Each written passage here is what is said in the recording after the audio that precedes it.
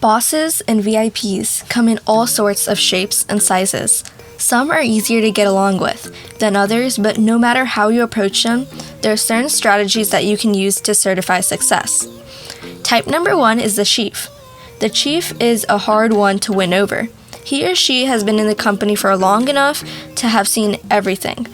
Not much you do or say will affect them. As a result, these types of people are driven by performance. They don't care about how you act as long as you are making a profit for the company.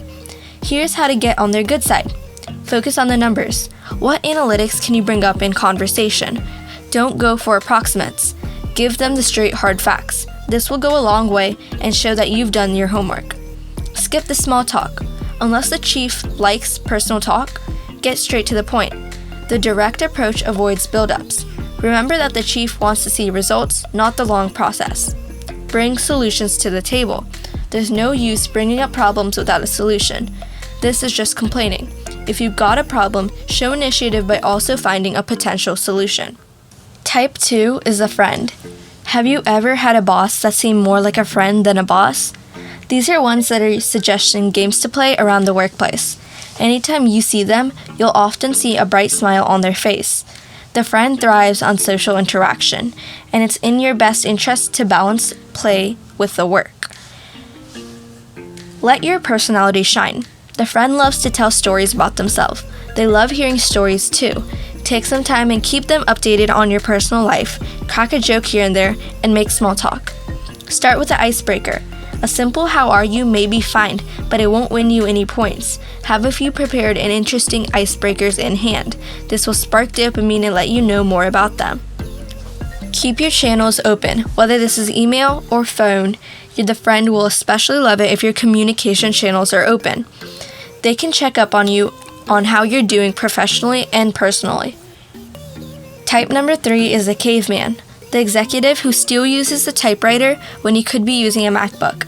An exaggeration, but still a practical example.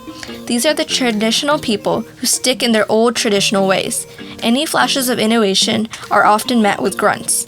With the caveman, you need more traditional approaches. Play by the rules. You have to play by the old rulebook. Their systems probably do work, even if they're a bit slower. Sometimes it's just best to nod and comply. Introduce change slowly. If you want to be innovative and stay up to date, try to bring new small processes rather than a whole new system.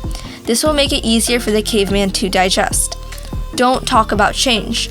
The caveman doesn't like change or keeping up with trends. Avoid viral topics to relate with the caveman. Type number 4 is the robot.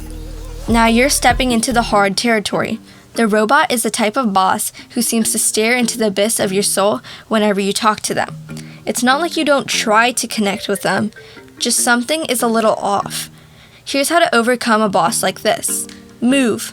Take a walk across the office to the water cooler or in simple circles while talking to them. This breaks off any form of intense staring and introduces change to rigid conversation. Don't fill the void. If the robot stays silent, don't feel the need to give up more information just to fill the void of silence. Stare back and stay silent. They'll have to talk eventually. Type 5 is the Scrooge, the executive that tries to run the company like he owns it, even if he does. No one really likes him. He's loud, voices his complaints, and micromanages. Truth is just that the Scrooge loves power. Here's how to fight fire with fire. Stay strong. Stare back at him and remain calm. If he sees the terror in your eyes, he will strike. Give it to him plain and simple. Inflate his ego. Sometimes you won't be able to fight. Fill the Scrooge's ego by making him look good. Give him compliments and bring up times he did a good job. Avoid correcting. The Scrooge is prideful, and correcting a mistake in front of others will make him look bad. He will take this very personally. If there's something that needs to be changed, bring it up in the form of a compliment. I like how you did this, but... Retreat. If all else fails, don't feel like you're obliged to stick around. Type 6 is the workaholic. The workaholic take work to extreme. To them, life is work, weekdays are work, holidays are work, and their sweetest dreams are all about the office. The worst part? The workaholic expects others to work just like them. Here's how you talk to them. Set your limits. If you can't handle more work hours, don't give in. If you do this once, they'll be more likely to ask for more again and again. Be honest. Go over what's expected of you and reaffirm that you've completed everything if the workaholic keeps egging you on. Don't give reasons. If you say no to overtime, don't give a reason. You don't need to. Giving a reason will just give more fuel to the workaholic. They'll figure out a reason why your reason doesn't make sense, so just say no.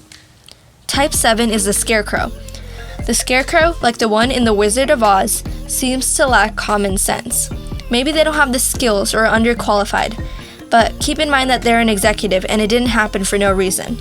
What's more important is to talk to them while also making them feel included. Focus on the why. These guys need to know why you're doing something, not necessarily how. In fact, telling them how you do something might be too much. Keep it simple. Treat respect like gold. Even though you may feel like you know more, respect is still important. Be polite and you may even stand out. Clarify. Be crystal clear when you're explaining, even if they may need clarification multiple times. This helps them feel included in your work. Type 8 is the Hideandseeker. Do you ever feel like you can't find the executive anywhere? You may be dealing with a hardcore hide-and-seeker. These executives always seem to be out to meetings, out for lunch, out working at home. The office is always closed and locked. Person-to-person contact may be very brief and rare. Here's how to make the most of it. Leave notes. If you have sticky notes lying around, leave a simple note on their door to contact you. Send an email. You may never even have to see this person face to face. Sending an email may take longer, but it may be the only option. Be prepared when you do meet them. When you do get a chance to talk, make sure you make the best impression so they'll regard time spent with you worthwhile. Type 9 is the people boss. The warm, competent, and supportive executive who wants to see the best in you, aka the best boss ever. They want to see you succeed and will help you find solutions. If you bring them a problem, the constructive criticism isn't meant to pull you down, but instead helps you do better next time. They just want to help you grow. If you've made it this far in the video, then congratulations. Comment your executive story down below and subscribe to see more videos like this from the Success Bistro.